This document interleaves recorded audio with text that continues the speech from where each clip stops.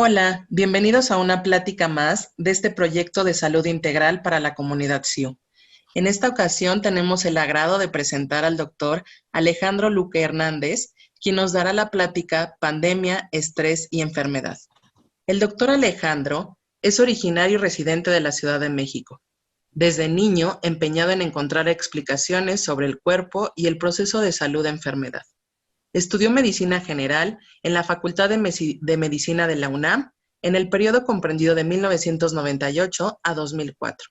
Ahí aprendió sobre las minuciosidades del cuerpo humano, anatómicas y funcionales, y se enamoró de la clínica, entendida como el proceso diagnóstico a través de la escucha, la indagación y la recolección de síntomas y signos propios de las enfermedades.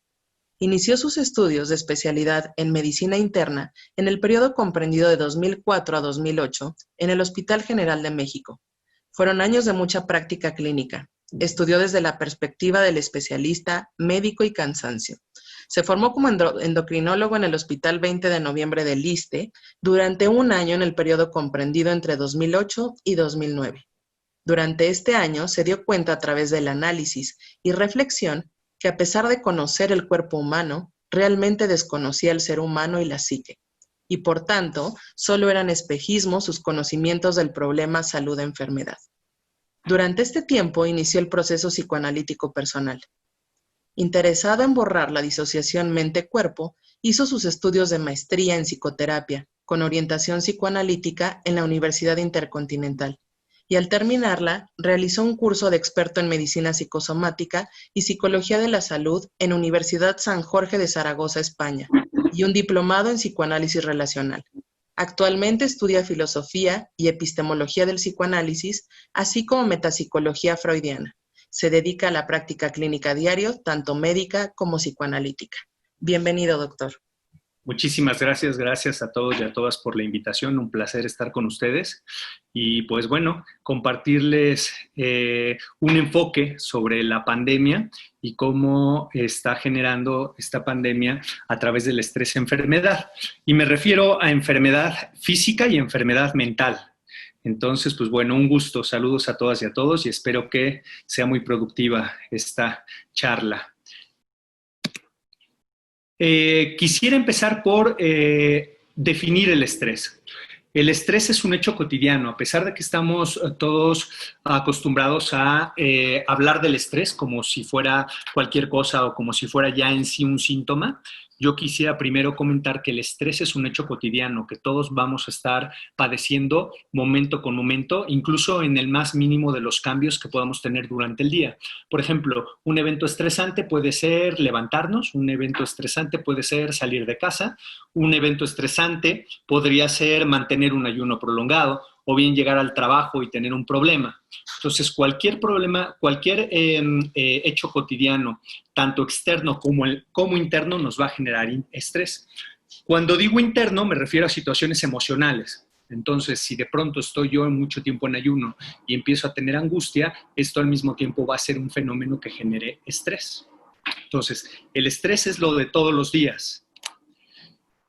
Y quisiera yo diferenciarlo con algunas otras situaciones. Lo más importante es que deberíamos nosotros en nuestra lengua tener como en inglés este término que es el de distrés. En realidad, el estrés que comúnmente todos conocemos es el distrés, que es el grado extremo. Y como vemos ahí en la diapositiva, es un exceso de estrés negativo, es un gran estímulo que ocasiona daño, pérdida o amenaza, no tramitado. Cuando decimos que algo no es tramitado es que perdemos la capacidad de adaptarnos o supera nuestras capacidades adaptativas. Por tanto, el distrés va a llevar a que se rompa el equilibrio del cuerpo, que en medicina conocemos como homeostasis, y lo vamos a definir como un fracaso entonces en la regulación. Entonces, digamos que todos tenemos en la vida cotidiana estrés.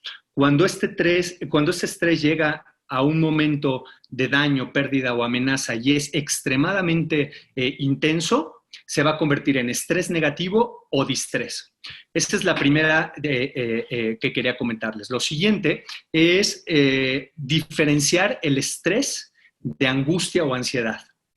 Habitualmente hay mucha confusión y nosotros vamos a definir la angustia como un sentimiento interno de vacío, de pérdida, muy relacionado con la muerte o con el no tener. Es una sensación que se puede percibir en el pecho como una carencia y que puede ir acompañado de algunos datos que nosotros decimos vegetativos, como palpitaciones, opresión, temblor. La ansiedad está muy relacionada con la angustia, aunque no es lo mismo. La ansiedad es una emoción, pero se va a sentir más hacia la porción abdominal y lo que caracteriza la ansiedad es que va a tener muchísima más respuesta del sistema nervioso y que va a estar diseñada para la huida, para la respuesta. Entonces ahí vamos a encontrar mucha más inquietud de la persona, movimientos repetitivos, movimientos de las manos, temblor, palpitaciones y demás. También quisiera yo diferenciar el estrés del miedo y tomando el miedo como una respuesta, un mecanismo para defendernos ante un agresor que está bien identificado. Entonces voy a poner algunos ejemplos de estrés, ya lo vimos, que puede ser, por ejemplo, salir de casa temprano, distrés, por ejemplo, un evento traumático, la pandemia, ya después de tantos días de encierro, o bien cuando tenemos un familiar que nos dicen que tiene COVID, bueno, puede llegar a un punto de distrés cuando pierdo el mecanismo de adaptación. Miedo, por ejemplo, cuando salgo a la calle y de pronto alguien me estornuda en la cara o me tose en la cara, eso es miedo. Angustia, como una sensación de vacío, que son los que habitualmente tenemos cuando estamos en casa y no queremos ni siquiera salir, con sensación de muerte inminente. Y ansiedad, cuando no nos podemos estar quietos, por ejemplo, nos rebasan los pendientes del día. Estos serían los ejemplos. El estrés, entonces, no es una emoción. El estrés y el distrés son más bien generadores de emociones. Es decir, cuando yo estoy estresado o en su máxima expresión, cuando tengo distrés, va a nivel psíquico, lo que vamos a encontrar es que se van a empezar a generar emociones. Y habitualmente son emociones o sentimientos de características negativas. Es decir, vamos a tener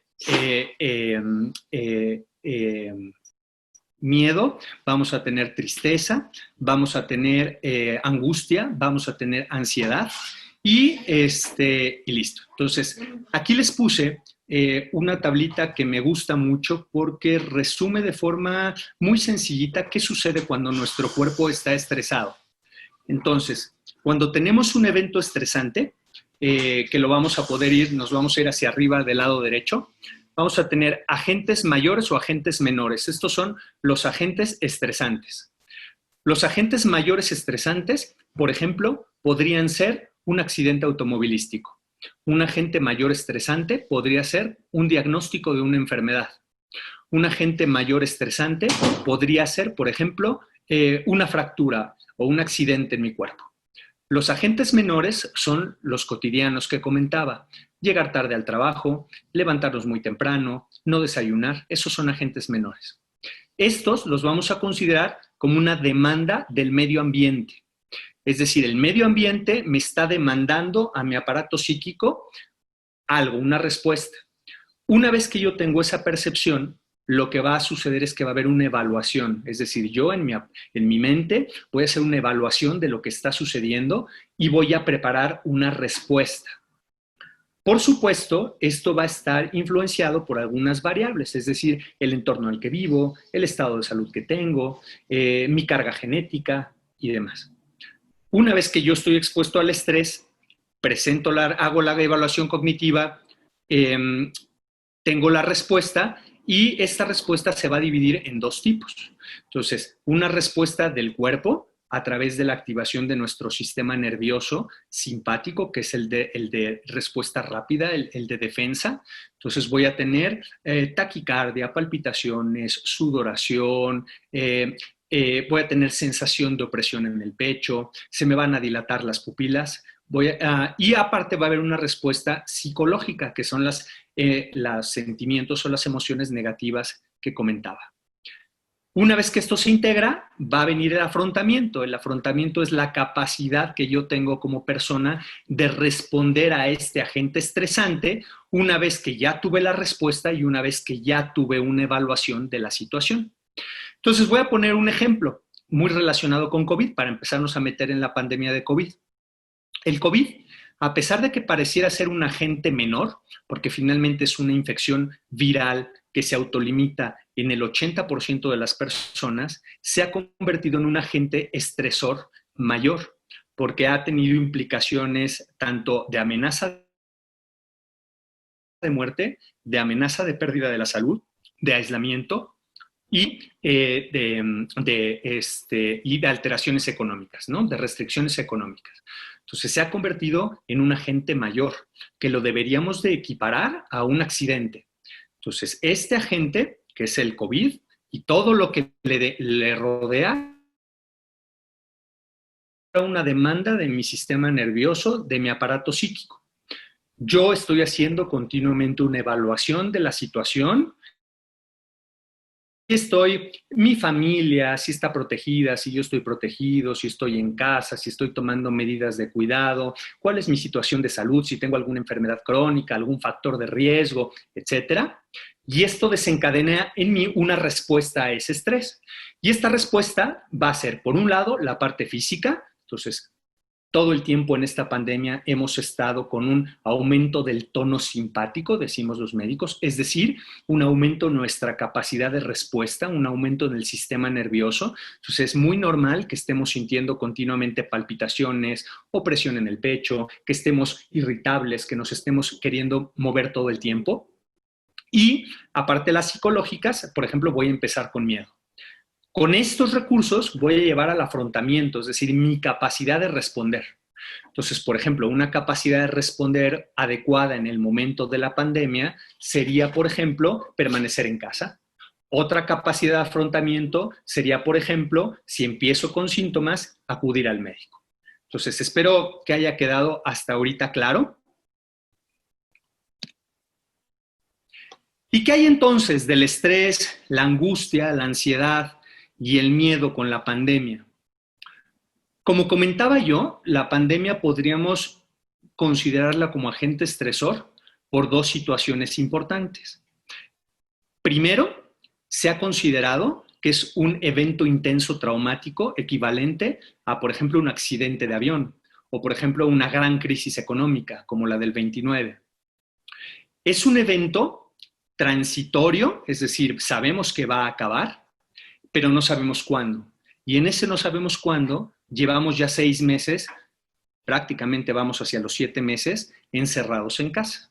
Entonces, al ser un evento transitorio prolongado y aparte intenso y traumático, es un generador de estrés. Algunas personas estamos respondiendo muy bien al estrés, tenemos buenos mecanismos de afrontamiento y no estamos desarrollando enfermedad, pero hay otras personas que por sus situaciones personales y ambientales no están respondiendo ya de forma adecuada y están empezando a desarrollar enfermedad. Y cuando me refiero a enfermedad, me refiero a enfermedad psíquica. Entonces vamos a tener trastornos de ansiedad, ataques de pánico, crisis de angustia, problemas depresivos, intoxicación por sustancias, por ejemplo, abuso del alcohol o abuso del tabaco o algunas drogas. Entonces, listo. Ya, y enfermedad física. Ahora, ¿qué nos genera estrés en la pandemia? Pues bueno, son varios los factores. En primero, la sensación de amenaza. El condenado coronavirus nos tiene en una persistente sensación de amenaza a la pérdida del estado de salud, es decir, enfermar. Y todo lo que tiene que ver con enfermar, desde elaborar un duelo hasta los miedos que están ahí involucrados. También es una amenaza para la vida. Todos llegamos a tener en algún momento de esta pandemia una angustia de muerte, es decir, tenemos la percepción interna, ese vacío que nos conecta con la muerte. Y ahora, las medidas tomadas para combatir el coronavirus también nos está generando estrés. Aislamiento sería el primero que pondría. El cambio en nuestros hábitos y en nuestras rutinas. Por ejemplo, y esto lo vamos a ver mucho en todas las edades, pero sobre todo en niños, ¿no? Entonces, si antes se dormían a las 9, ahora los papás los están dejando dormir a las 10, 11, los están levantando muy tarde, a lo mejor no estamos comiendo a la misma hora, o ahora en adultos, por ejemplo, como no estoy yendo a trabajar y estoy en casa, entonces me levanto tarde, estoy todo el tiempo en pijama, a lo mejor hay días que no me baño, entonces se han cambiado nuestros hábitos y rutinas. Y finalmente, también hay una situación económica que es un evento que nos genera estrés en el sentido pues, de si voy a perder mi trabajo, si disminuyeron mis recursos, si voy a alcanzar los pagos, etc.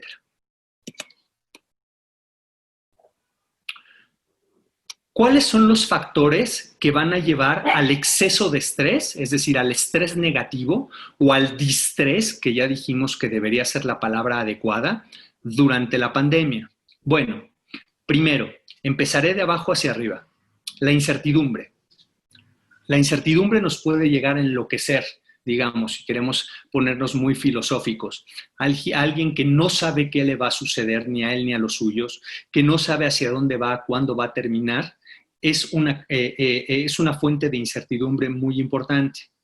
Esto nos va a llevar a alteraciones en las percepciones. 2, la sensación de amenaza. El estar continuamente amenazados, es decir, tenemos miedo, estamos amenazados, junto con el miedo tenemos angustia, tenemos ansiedad. Ya vimos que vamos a estar constantemente hiperactivados de nuestro sistema nervioso. Entonces, vamos a poder tener, a lo mejor, palpitaciones todo el tiempo. O a veces en el consultorio veo pacientes que tienen la presión alta, que padecen hipertensión arterial y se descontrolan de la presión. Siguiente punto que nos lleva a llegar al distrés, la sensación de indefensión. No es lo mismo que yo deje de salir de casa, por ejemplo, cuando anochece para que no me vayan a asaltar, y entonces yo sé que me estoy defendiendo de un agresor, que es el asaltante, a no saber en qué momento pudiera yo contagiarme o infectarme, al no saber si el virus puede llegar a lo mejor en el supermercado o en la persona que nos va a repartir el alimento en casa. Entonces, la sensación de indefensión, esta sensación que va de la mano de desamparo que tenemos con el virus, también es un generador de distrés. La inexperiencia. Siempre que doy pláticas de COVID les digo que esta es nuestra primer pandemia. Y como es nuestra primer pandemia de estas características, por supuesto, ¿no? Tan severa, somos inexpertos. Es decir, no conocemos el camino, no sabemos cómo tomarla. Por supuesto, la inexperiencia era mucho mayor las primeras semanas o meses y pareciera ser que ahorita ya vamos agarrando cierta experiencia en cuidados, pero viene lo siguiente, la nueva normalidad, entre comillas, de la cual también somos inexpertos. La siguiente, la falta de información adecuada. Esto es muy importante. Aquí tenemos que tomar en cuenta el flujo de información de las redes sociales. Mucha de esta información es inadecuada, otras son fake news, otras son alarmistas o amarillistas. Entonces, bueno, la falta de información adecuada. Y lo siguiente, la exigencia al cambio, lo que comentábamos, ¿no? O sea, yo llevaba una vida normal, trabajaba, tenía rutinas, tenía hábitos, y de la noche a la mañana tuve que cambiarlos. Entonces ahora me tengo que quedar en casa, tengo que volver a hacer mis horarios, ahora trabajo desde casa a través de una computadora y esto es una exigencia a mi cuerpo de cambio y a mi mente. Y ahora que ya estamos más o menos acoplados, viene la siguiente exigencia, que es hacia la nueva normalidad. Y en esta nueva normalidad seguramente van a venir muchas más exigencias al cambio. Cuando los niños regresen a la escuela, de qué forma van a regresar a la escuela, cuando tenga yo que regresar al trabajo, cuando nuevamente tenga que enfrentarme al tráfico en la calle. Entonces, hay tantos cambios en tan poco tiempo que por supuesto que están generando un exceso de estrés o distrés.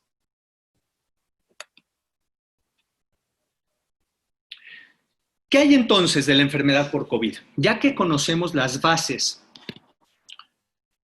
fisiológicas del estrés, es decir, la respuesta física de mi cuerpo al estrés, ya que conocemos las respuestas psicológicas al estrés, es decir, el estrés como generador de emociones negativas, ¿cómo vamos a relacionar este estrés con la enfermedad por COVID? Bueno, esto es circular y de hecho la medicina psicosomática propone este tipo de abordajes circulares. Es decir, la enfermedad por COVID va a ser un generador de estrés, pero al mismo tiempo el hecho de estar estresado me va a poner en riesgo de poder contraer enfermedad por COVID, ya sea por errores en el juicio que pueda yo cometer, por ejemplo, salir de casa a hacer ejercicio porque ya no aguanto el encierro, ¿no? Y entonces me puse en contacto con alguien, o bien a nivel inmunológico hay estudios muy interesantes en los cuales se ha visto que las personas, cuando estamos continuamente estresados,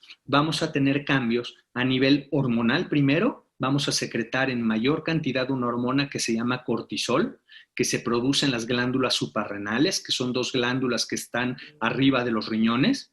Estas glándulas, conforme el estrés es prolongado, se van a hacer grandes, van a engrosarse y va a haber una hipersecreción sostenida de cortisol. El cortisol es una muy buena hormona antiinflamatoria. El cortisol es parte de la respuesta, pero cuando está sostenidamente alto, lo que va a provocar es que bajen mis defensas. Hay un efecto inmunosupresor. Y entonces este efecto de que bajen mis defensas me va a poner al mismo tiempo en más riesgo de contraer la infección por COVID-19 o bien que una vez que tengo la infección por COVID-19 no sea una infección asintomática o con síntomas leves, sino que pueda yo desarrollar una enfermedad moderada o incluso severa. Entonces, esto es, digamos, la relación circular estrés-enfermedad por COVID-19. Ahora, esta es una pregunta que de pronto, bueno, me voy a regresar tantito. Quiero aquí aprovechar para, desde el punto de vista médico estricto, dar los datos de alarma de enfermedad por COVID antes de pasar a la parte de somatización y explicarla. Ahora que estamos en pandemia, ahora que estamos estresados, ahora que estamos llenos de distorsiones cognitivas, ahora que estamos con emociones negativas, es bien importante que estemos muy al pendiente de nuestro cuerpo y de los síntomas de alarma de enfermedad por COVID. Quisiera yo comentar que del 100% de pacientes que se infectan por el virus, tan solo un pequeño porcentaje va a desarrollar enfermedad como tal por COVID. De este porcentaje que se va a enfermar, la buena noticia es que el 80% van a desarrollar síntomas leves, es decir, van a tener a lo mejor cansancio, dolor de cuerpo, algo de fiebre, un poco de tos y por fortuna se van a curar solitos. Un 15% van a tener enfermedad moderada, que se define como la persistencia de la fiebre, el incremento de la tos, el deterioro de nuestra salud general y, por supuesto, muchos van a terminar hospitalizándose. Un 5% de los pacientes van a necesitar terapia intensiva y intubación orotraqueal. Entonces, ¿por qué la alarma de COVID si es una enfermedad viral, que se autolimita, que el 80% de los pacientes evolucionan bien? Bueno, dos situaciones yo diría. La primera situación importante es que de 132 millones o 130 millones de mexicanos, si calculamos el 15% que pueden llegar a hospitalizarse, esto es igual a que se sature los sistemas de salud. Y si calculo el 5% de 132 millones, entonces podríamos llevar a que no hubieran suficientes ventiladores. Los pacientes más graves, el abordaje más importante es llegar rápido al hospital para que haya asistencia respiratoria, ya sea con oxígeno solamente o a veces invasiva, con intubación. Entonces, el problema en verdad en la enfermedad de COVID es la saturación de los servicios de salud con todo lo que eso influye. Por otro lado, quisiera yo comentar que vivimos en una sociedad que no ha cuidado los factores de riesgo para complicarnos. Lo que hemos visto a nivel médico es que hay un porcentaje o un grupo de pacientes que les llamamos pacientes con factores de riesgo. Es decir, un factor de riesgo es aquella situación muy personal, muy particular, que me va a colocar en un punto en el cual yo pueda tener más complicaciones al estar infectado. ¿Cuáles son los grupos de riesgo? Muy conocidos y los vemos todo el tiempo en la consulta. Obesidad, mayores de 65 años o enfermedades como diabetes, hipertensión, enfermedades pulmonares y tabaquismo.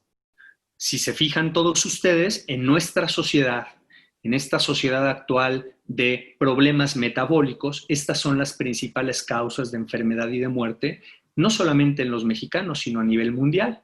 Entonces, si se fijan, ahí va embonando. O sea, sí, por supuesto, un 15%, un 80% leves, 15 moderados, 5 severos, pero esto es igual a que en una población susceptible y en un sistema de salud precario que se va a sobresaturar, es igual a un montón de muertos, que es lo que desgraciadamente estamos viendo cada día.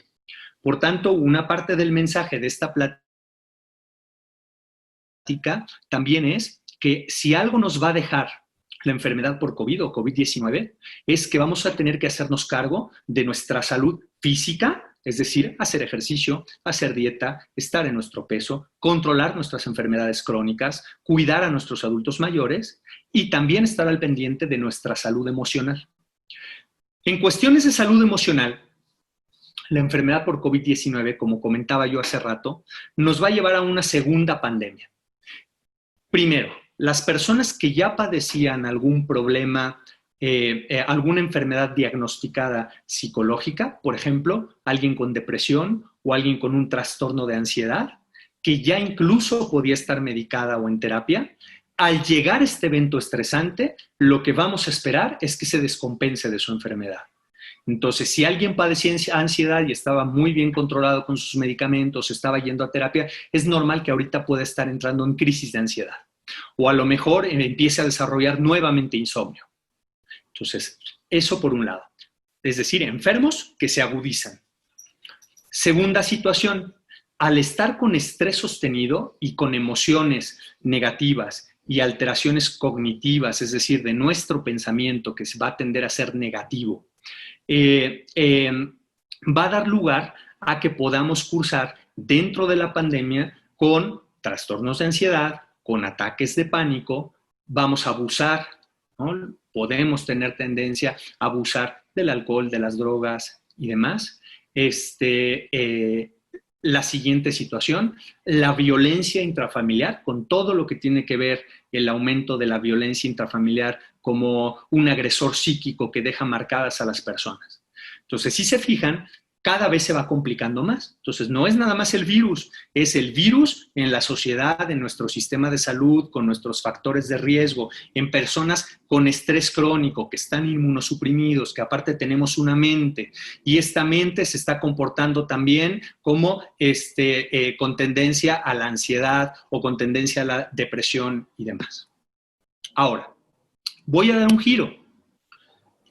Hace unos días vi en un periódico, me parece que fue el Excelsior, que decía que los pacientes con que habían personas que no tenían coronavirus y que podían sentir los síntomas.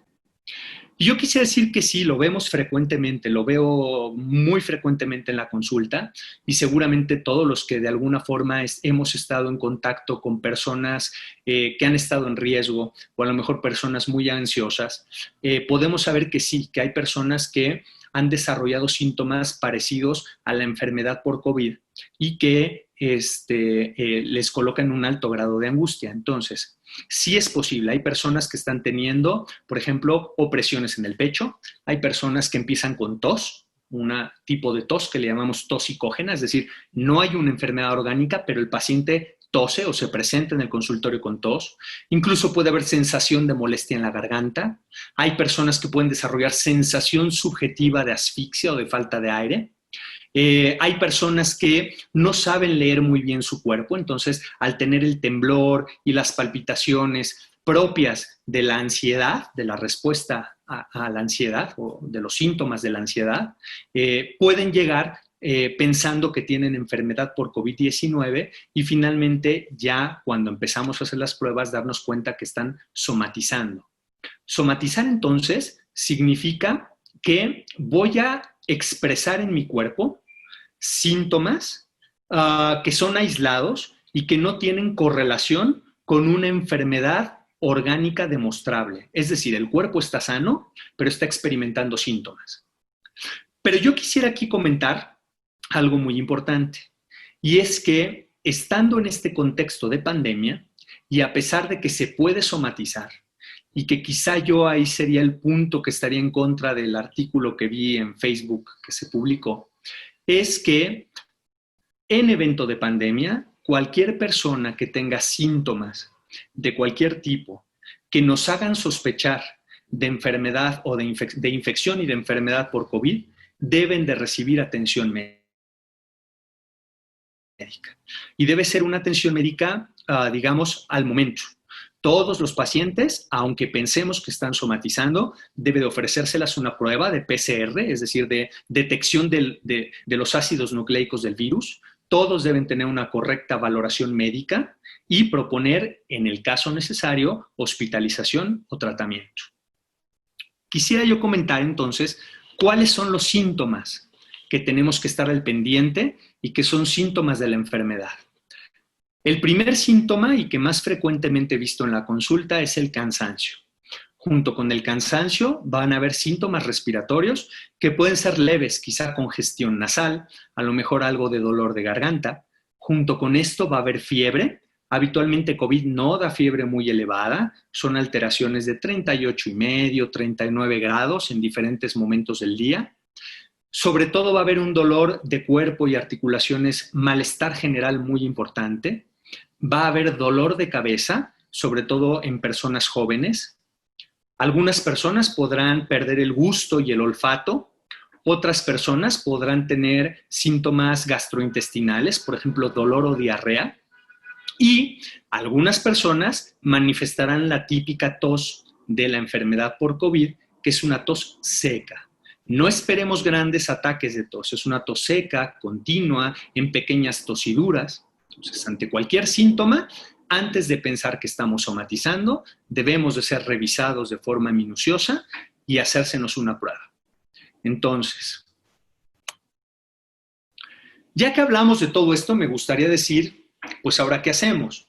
Es decir, estoy encerrado en mi casa, tengo todos estos factores dentro de mi casa, digamos, que me pueden llevar a un exceso de estrés o distrés. Estoy empezando a sentir miedo, tengo angustia, tengo tristeza, estoy irritable o muy enojado. Entonces, ¿cómo voy a manejar estas emociones? ¿Cómo voy a manejar el estrés en estas 4 paredes? ¿Cómo voy a manejar el estrés con mis hijos? ¿Cómo voy a manejar el estrés de los retos que se vienen? Estas son algunas recomendaciones generales. Lo primero que yo quisiera decirles, y como punto muy importante para poder controlar el estrés, es el preservar los ritmos y las rutinas. Es momento de ser un poco obsesivos en nuestros ritmos, sin exagerar, pero sí es importante, 1, dormirnos a la misma hora, levantarnos a la misma hora, dormir un promedio de 7 a 8 horas por día, desayunar y tener nuestros alimentos, desayuno, comida y cena, a la misma hora, levantarme por la mañana, meterme a bañar o respetar mis hábitos, o en la noche, dependiendo quién se baña en la noche, cambiarme de ropa, no se vale quedarme en pijama, tener un espacio para sentarme a trabajar en caso de que haga trabajo en línea, acompañar a mis hijos si es que se van a conectar a redes para la escuela o bien lo van a ver en la televisión, clases a distancia. Verbalizar con ellos, que sería el segundo punto, comunicación. Verbalizar con mis hijos y con la familia y con mis amigos, aunque sea a través de redes sociales o de llamadas telefónicas, lo que estoy sintiendo y lo que está pasando conmigo.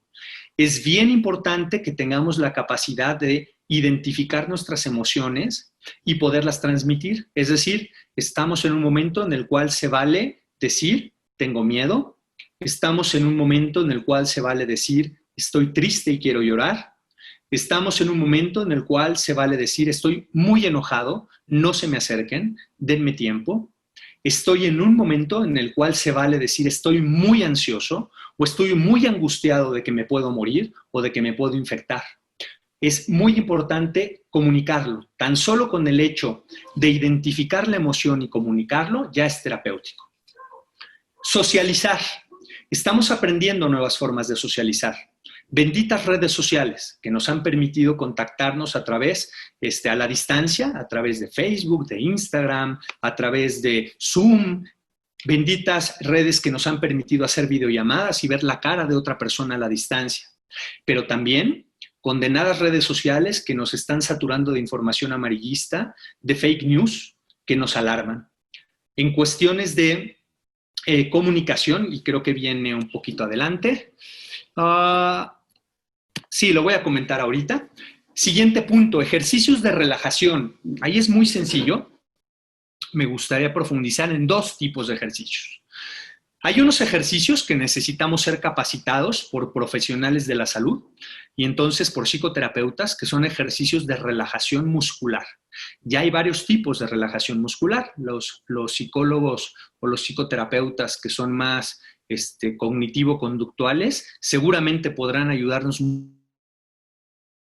muchísimo en estos ejercicios de relajación muscular. Pero hay unos muy sencillos que son los ejercicios de respiración. Y ahí yo quisiera comentar dos tipos de ejercicios. Un ejercicio es muy sencillo, y si todos me están viendo, es para rescatarme del momento de ansiedad o de miedo profundo. Es decir, es un rescate cuando estoy muy mal. Consiste básicamente en estar sentado de pie, colocar mi dedo en la punta de la nariz, hacer ligeramente mi cabeza hacia atrás, empujar la punta de mi nariz y respirar profundo, y sería de esta forma. Detenemos el aire, podemos contar a 3 y sacamos despacio por la nariz y la boca. Este ejercicio, si lo repetimos 3-4 veces, sin exagerar de 5, puede sacarnos de un evento de angustia o de ansiedad o puede ayudarnos a controlar una crisis o un ataque de pánico. Hay varias investigaciones que nos han dicho que cuando controlamos nuestra respiración, oxigenamos mejor nuestro cerebro y disminuimos la cantidad de ácidos en la sangre. Perdón por los perritos. La siguiente es un ejercicio. Bueno, lo que hemos visto en psicosomática es que a veces cuando estamos muy estresados o muy angustiados, nuestra respiración se va a tornar corta y superficial. Entonces, vamos a estar respirando. Entonces, es importante frenar esta respiración. Los primeros ejercicios ya los comenté. Los segundos ejercicios consisten en hacer respiraciones más profundas y más controladas. En este caso, se sugiere colocar mis 2 manos, una sobre otra, una a la altura del ombligo, otra por arriba, con los dedos un poco entreabiertos y tratar de respirar profundo, contando, por ejemplo, a 6 o a 8, sería sentir, y es importante pensarlo, como nuestro músculo de la respiración, el diafragma, baja, se extiende, nuestros dedos se abren, aguantamos ligeramente el aire y sacamos.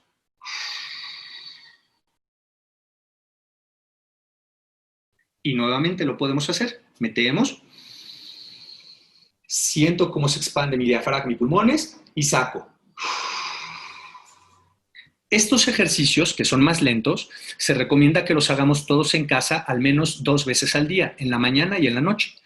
Con que tengamos estas 2 herramientas de respiración, creo que podríamos controlar muchas de las crisis de ansiedad y del estrés crónico que estamos teniendo. Siguiente punto, no consumir sustancias.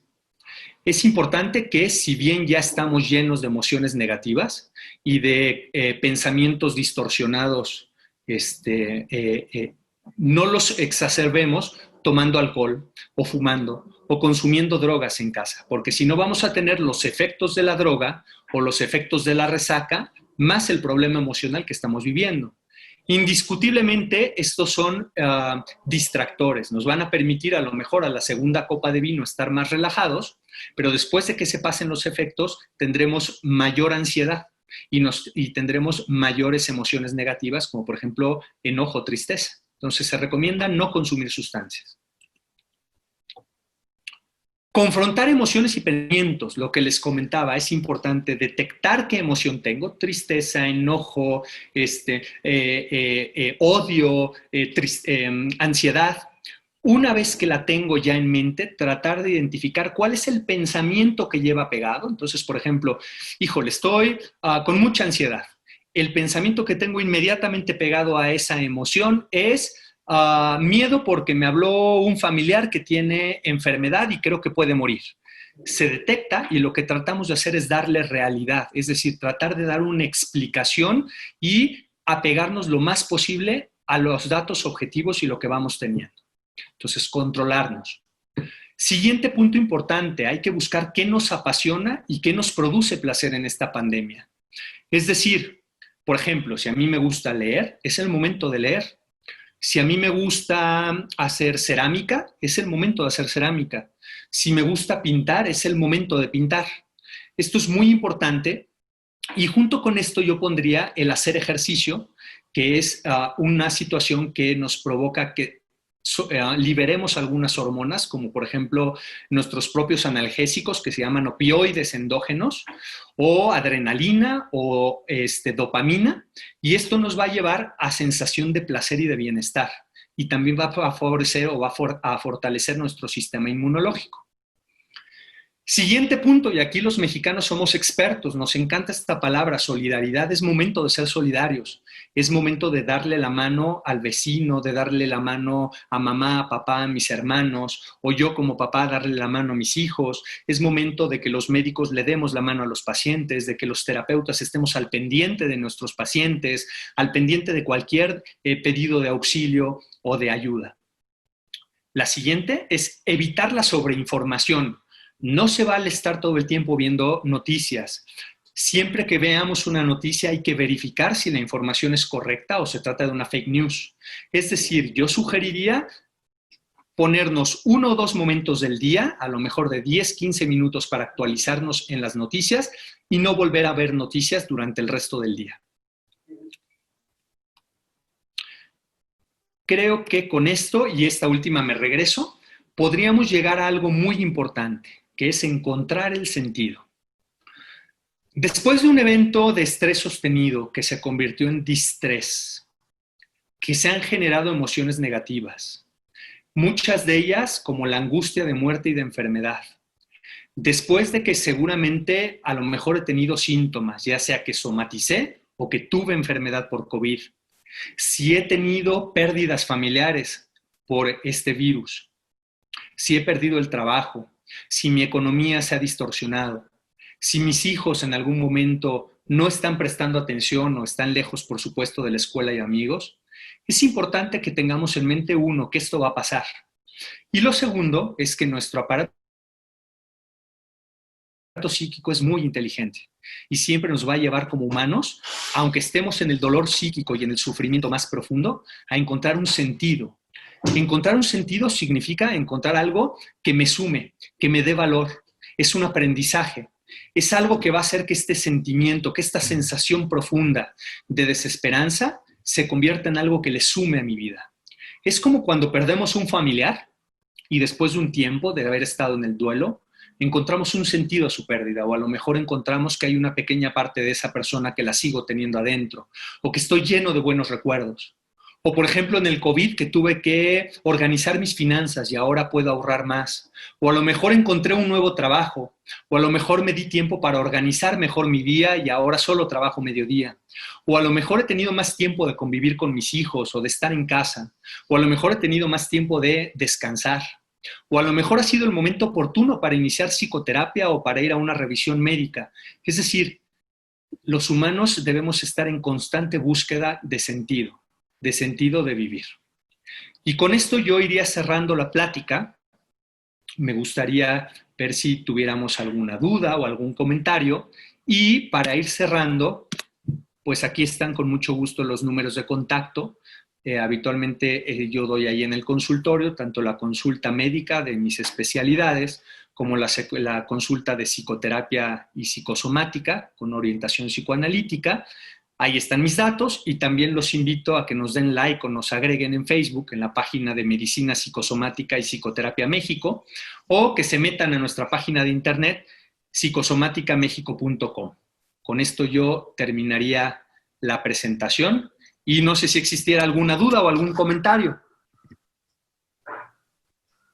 Agradecemos mucho al doctor Alejandro Luque por esta gran plática que sin duda nos ayudará a manejar el estrés que nos ha generado esta pandemia. Si reconoces que requieres de apoyo emocional, acude con nosotros o bien con nuestros grandes especialistas, como el doctor Luque. Aquí tenemos sus datos y con mucho gusto estamos para servirte.